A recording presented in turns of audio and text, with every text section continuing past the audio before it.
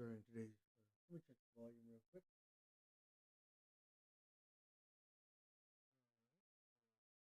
Right. Try to bring the mic a bit closer.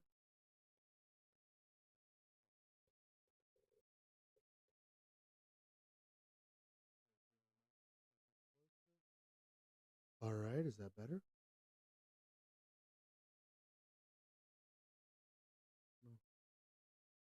No. All right, is that better? A little bit. Let me.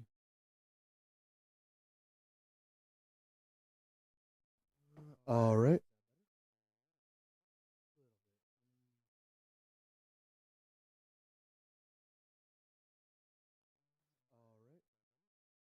There we go. That sounds good. Let me remute myself. All right. So in today's stream, I'm going to be going over my finished builds for both Koreji Ollie and Mori Calliope. Now I'm going to start with Ollie today. So, of course, I believe I've already showed off Koreji Ollie before. A archive in this game. It's called the Archive. Is basically the graveyard from Yu-Gi-Oh or the trash from One Piece.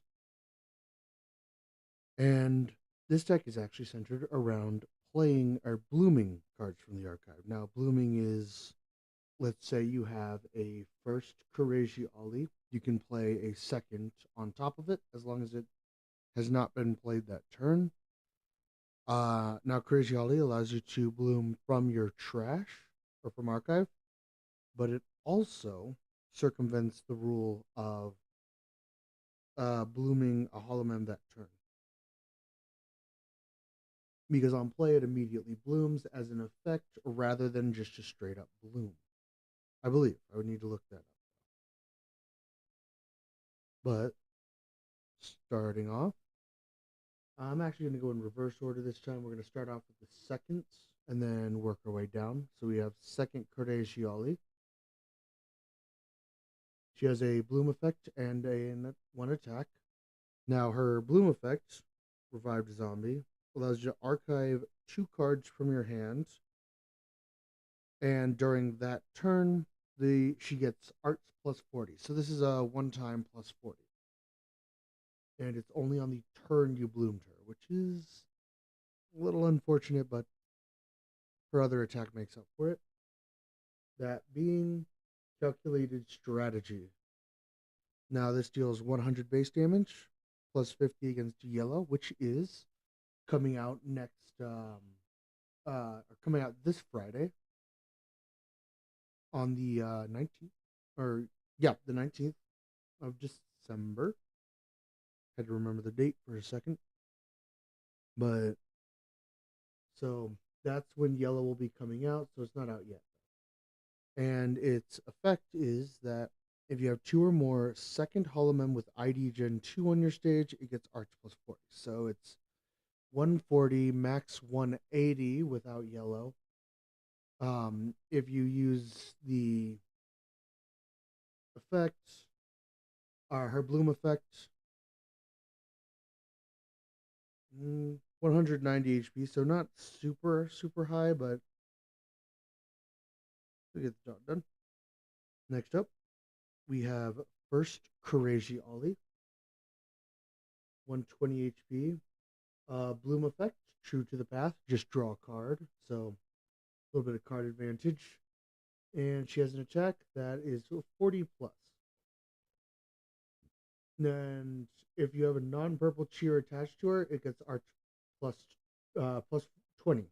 So for a max of 60. Now, this is actually going to be a 3 cheer deck. So it's going to be 10 purple, 5 blue, and 5 green. And the reason for that will become apparent once we start going over the Reine. Next up, we have another first Cordegioli, this one 130 HP. Basic attack that deals 20 damage. She's mainly in here for her bloom that you can bloom effect that you can bloom a debut with ID Gen 2 using a hollow mem from your archive. So you want to use that. Let's say you got one of these Cordagiales to the trash or to the archive. You can bloom her onto another debut Cordagiale in order to draw a card for True to the Path, or bloom one of the Reines or Chloe's. Or actually, no, it's ID Gen 2 only, so it has to be a Reine.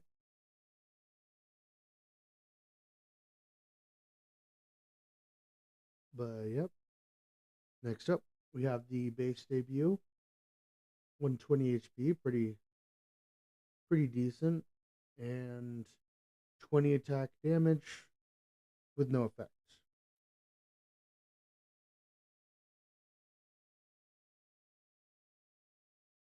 Next up, we have, I would say, the more useful Cordagiale, only 60 HP. And again, deals 20 damage with one shear. This time it's generic though.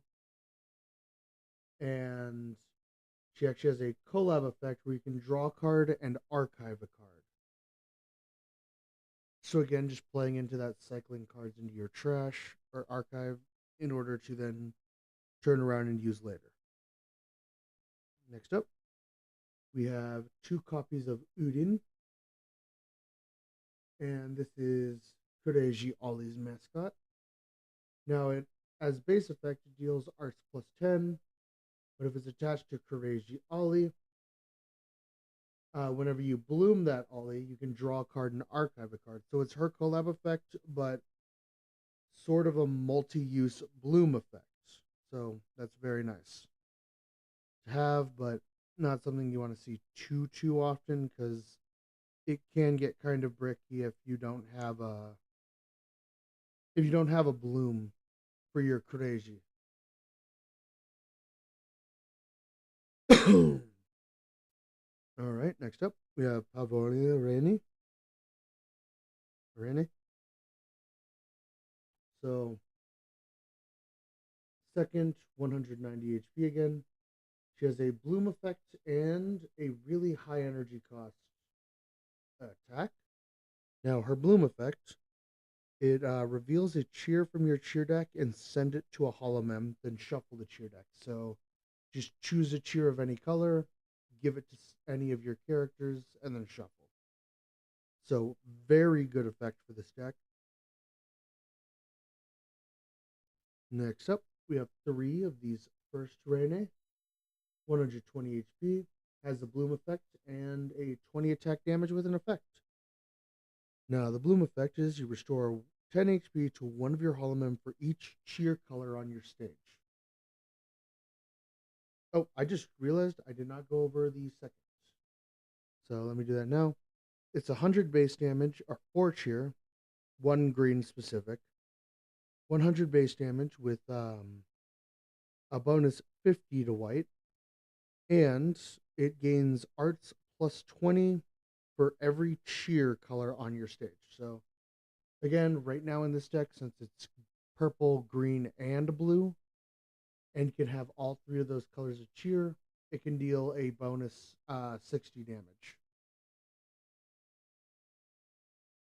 And then we have this Reine, who heals plus 10 for each cheer color to one of your hollow mem.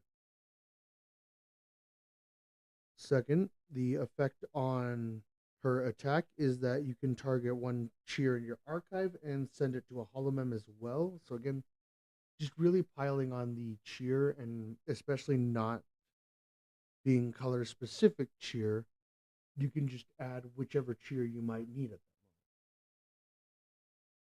that moment. My bad.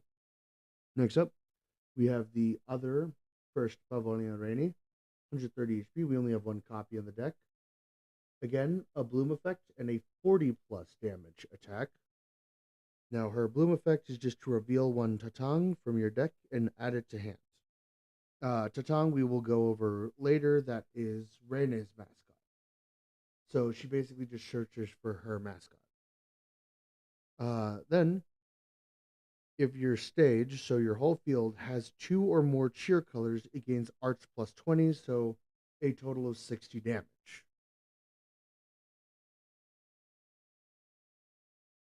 And again, we have three colors to choose from, so, or not choose, but we have three colors to get, so good there. Next up, we have four copies of the debut Pavolia Reine, 60 HP, and has a collab effect and 20 base damage attack. Now, a lot of these cards tend to mirror because both Ollie and Reine are ID Gen 2. So they tend to have a lot of similar or effects that work together between wave mates, which is what it's called. ID Gen 2 is also called Wave 2.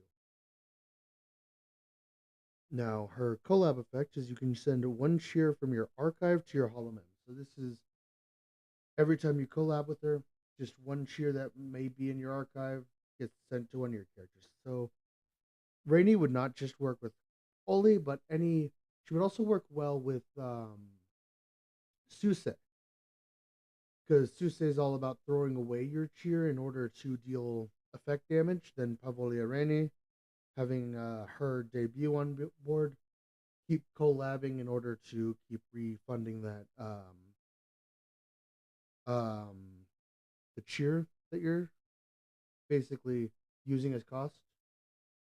Um, Next up, we have one copy of Tatang. Useful, but not too useful, so I'm only going to keep them at one. Arts plus 10 generically, then it's equipped to Pavolia Rainy. She gains plus 30 HP.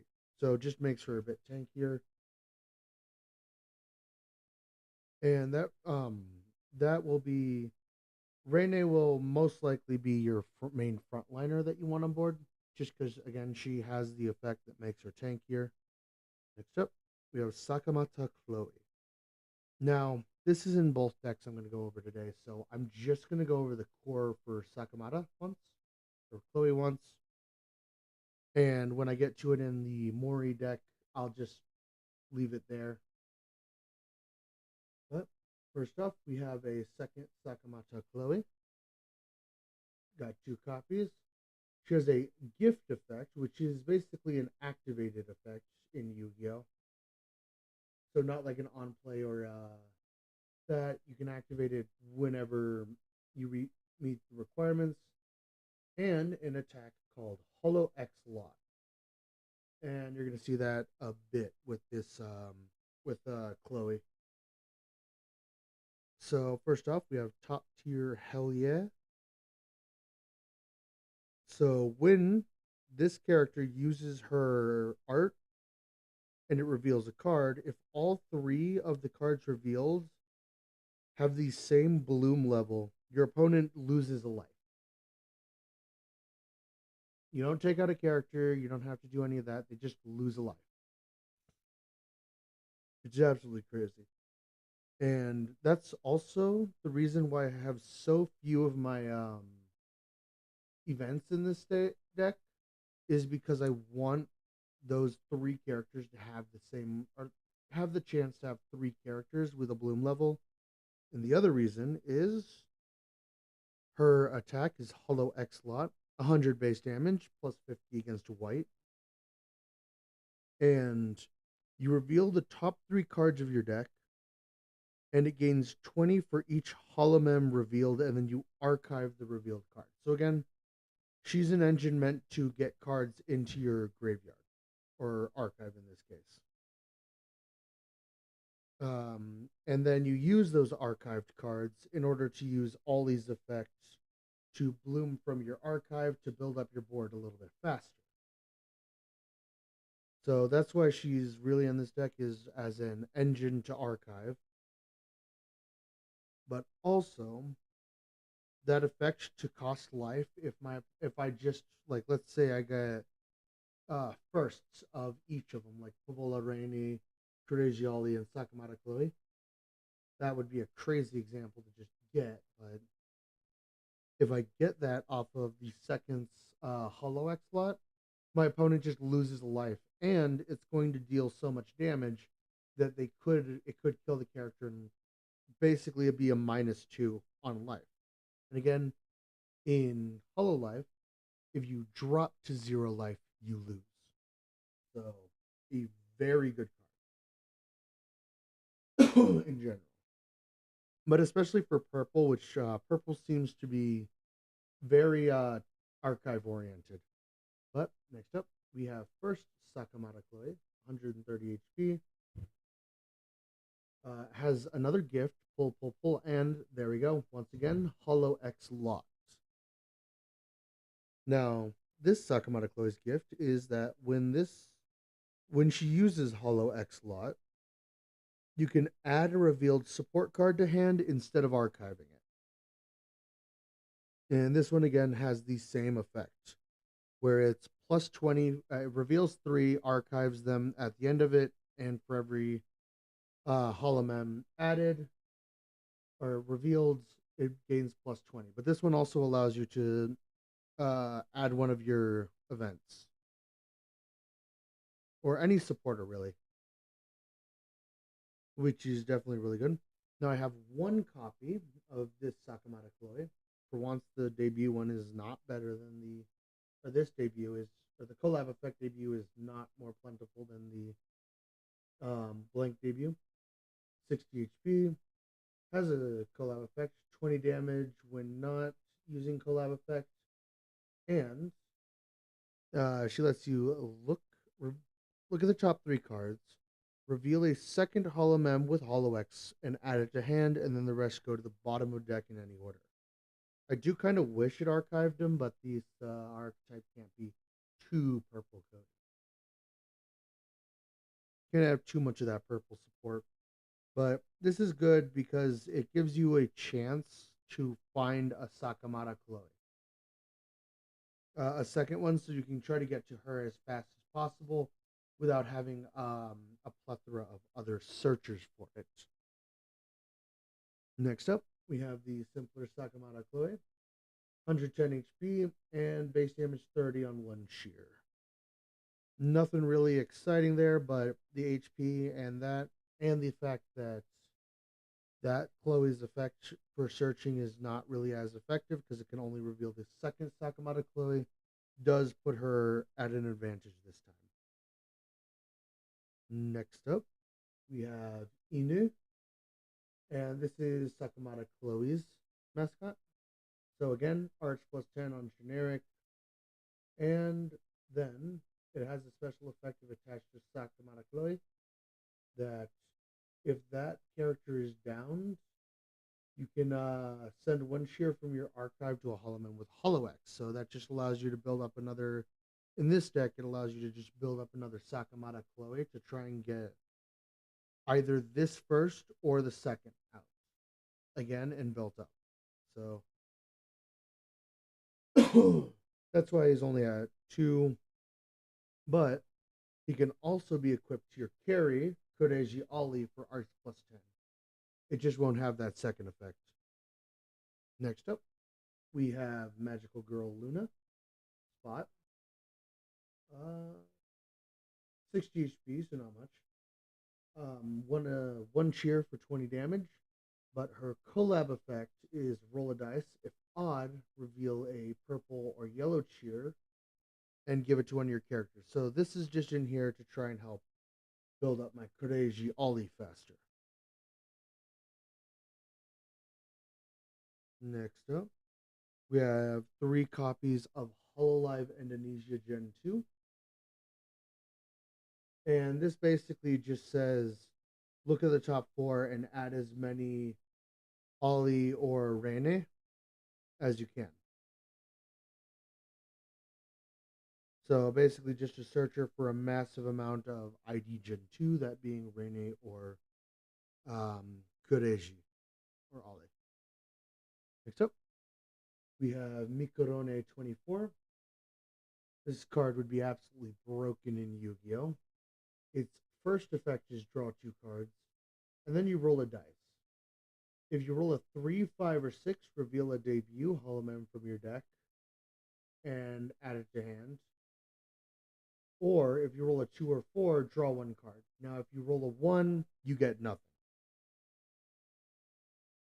So very luck oriented, but still, just draw two alone is really good.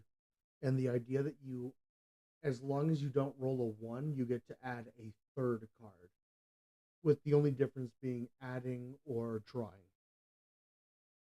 Next up, we have Manager Chen. Now she's basically only found in the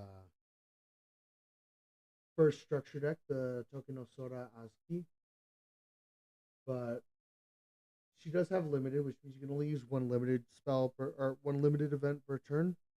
And we have Indonesia Mikorone as well have that effect, and it means that you can only activate one of these on a turn, and you have to wait till the next turn to activate another. Now you return all cards in your hand to the deck, and then draw one card, or draw five cards.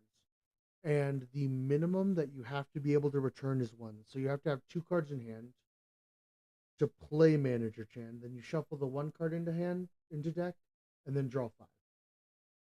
Very good card if you use it that way, but it's also good if you have just a really bad hand and need to try and reset it. And next up, we have Harusaki Nodoka, which is just draw three cards from your deck. A little bit worse than Mikorone, but that's to be expected from power creep. Uh, Haru Harusaki was also added in to the structure deck for Soras. So that was my Kureji Ollie deck. Um, your main goal, as I said, is to cycle as many cards as you can into the trash, so you have as many options for her once per turn zombie tactics to basically bloom into. And you want to get your board built up as fast as you can. And she also has Ollie revives once per game. You draw four cards, archive two cards from hand, and then bloom a hollow mem. So both of her effects bloom from the archive. That one just lets you draw an archive first, so you can get cards that you need into the grave or archive. I played three games, and all of them call it something different. Next up, we have Mori Calliope. Now, I have the Japanese Mori Calliope. I need to figure out where I put my proxy. Do you need that? So once again, I'm going to go in reverse order, going seconds first. Now, I have already went over Mori Calliope and Takanashi Kiara, but I will go over them again just to anyone who didn't see that. And so I have two videos that go over Mori Mayoshi. So we have second Mori Calliope, 200 HP. Bloom Effect of Soul Voice and Fracturing Myth is her attack. Now, Soul Voice, you reveal one card from your deck and archive. Just basically from the deck, throw it away.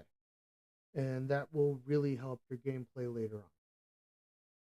Because again, just like Kureji, in pretty much all purple decks, they tend to focus more on your archive than they do on playing on field. So archive one is really good. I feel like that's the biggest hurdle when it comes to starting a new card game is the idea that throwing away your cards can often be a good thing. I mean, I think One Piece you have Gecko Moria and Emu. Yu-Gi-Oh you have Skull Servants decks like and any pretty much any zombie deck. But in this game you have purple. And right now that means Mori Calliope and Kurdejiali pretty much. But next up we have first Mori Calliope, 130 HP, and Bloom Effect and a non-effect attack. Her Bloom Effect is archive two Holomem with the same tag from your hand. Now, tag is these at the bottom. Now, that means I'm not going to be able to throw away a Sakamata Chloe in this deck unless I have two Sakamata Chloes, but if I have a Takanashi and Kiara, they'll both have both EN and Myth. So I could throw those away to draw 2 cards, which again powers up my characters later. And 2 cheer for 50 damage with no effect. Not the greatest, but the bloom effect does make it worth it. Now, the unfortunate part about that is you do have to be careful when you bloom into this Mori Calliope because um, if you bloom into her and don't have those 2 characters in hand to archive, you don't get the effect at all. And it's actually the same with this first Mori Calliope. Again, bloom effect and another attack. This one is 30 damage for 2 cheer, but it does have an effect that buffs it. So first off, her bloom effect adds a Mori Calliope Scythe or Death Sensei from your archive to your hand. And in this deck, Death Sensei is a mandatory for actually winning the games. Because before you could get Purple Cheer and use Mori's attacks that way, or use Death Sensei, but in this build, she would actually be using Red Blue Cheer. And with Death Sensei, I'll explain what that does later and why that's so important. But that is a factor to take into account, is that this is not a purple cheer deck. It is blue and red only. While Ollie uses purple, blue, and green. So just something to keep in mind when I explain Death Sensei. Next up, we have our first debut Mori.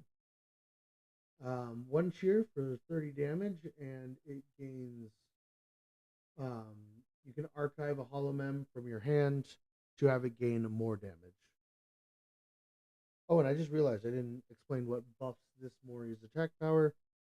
It is if a tool or mascot is attached to the hollow mem, it gains arch plus 30, so it becomes 60 damage for 2 cheer. And her her bloom effect explains what that's about.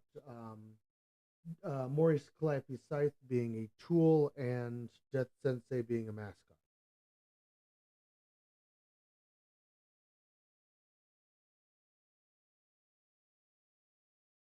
Next up, we have collab effect Mori Calliope. Has a collab effect and a 2 cheer attack that deals 20 damage. Not the greatest, but her collab effect is what you really want her on board for. So you archive a hollow mem from your hand, and your hollow mem with myth deal arts plus 20 this turn. So that being either Mori Calliope or Takanashi Kiara, and this can be used pretty early on to get cards in graveyard, and then you attack with your center, who is either or.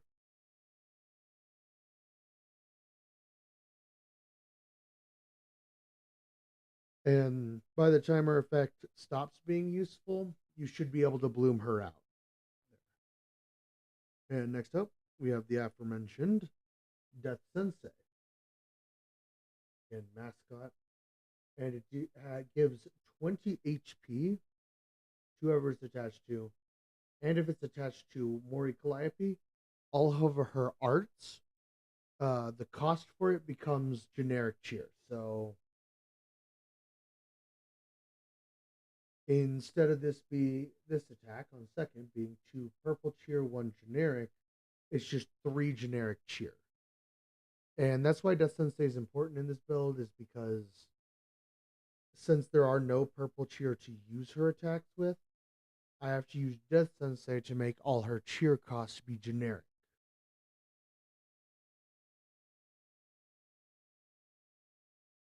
Okay. Next up, we have the last card for Mori in here. We have Mori Calliope Scythe. And this one is a tool, so it can be attached at the same time as your mascot. Death Sensei. Now this one gives arts plus 10, so more damage. And if it's attached to a first or greater hollow mem when the tool is attached, you can archive the top card of your deck. So let's say you bloomed into first, and then you equip Mori Calliope's Scythe to it. and then you just archive the top card of your deck. So again, pretty good for purple.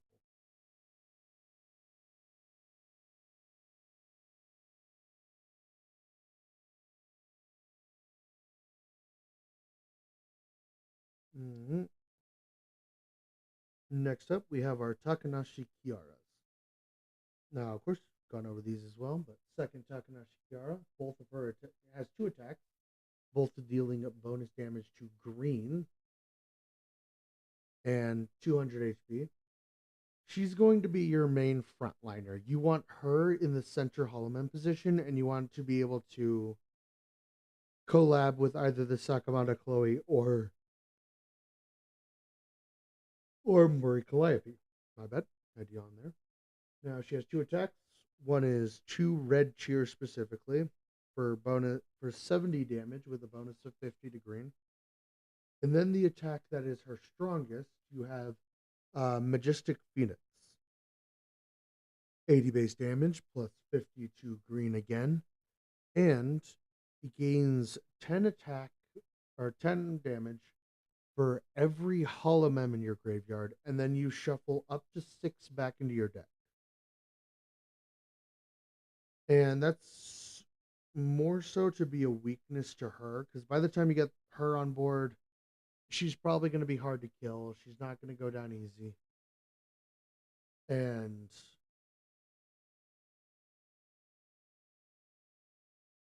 the main point of that is, unless you can archive more cards the next turn, she is now stuck at dealing 60 damage less than last time she used Majesty's Phoenix.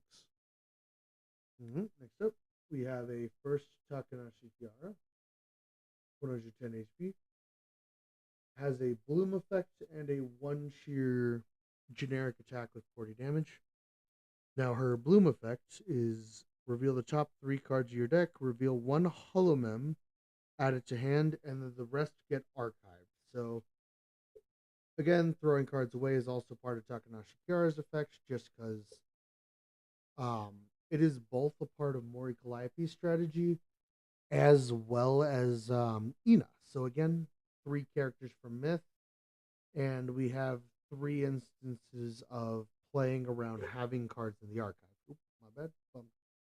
Bump the mic. Still getting used to it.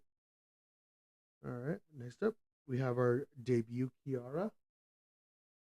90 HP, 20 damage base, and if you archive a card from hand, it gains more damage by 20. So a total of 40 damage by archiving a card. Not many cards in the Takanashi Kiara core, just because mainly because of this next card. Next up, we have Kotori. That is the mascot for Kiara. And its base effect is that the center or collab position, whoever this card is attached to, which again, you want Kiara in your center. So she's taking 10 less damage every time your opponent attacks. So if your opponent attacks for 10, it deals 0. If they attack for 100, it deals 90. So on and so forth. But it also has a second effect if it's attached to Takanashi Kiara. When that Kiara gets bloomed, you draw a card. That's all that is. And finally, for Kiara, we have the KFP. Now, these are a fan, so you can equip them alongside Korori. But they can only be equipped to Takanashi Kiara. And they have the effect that if it's attached to a holomem, archive a card from hand to draw a card from your deck. That's about it. For Kiara, again,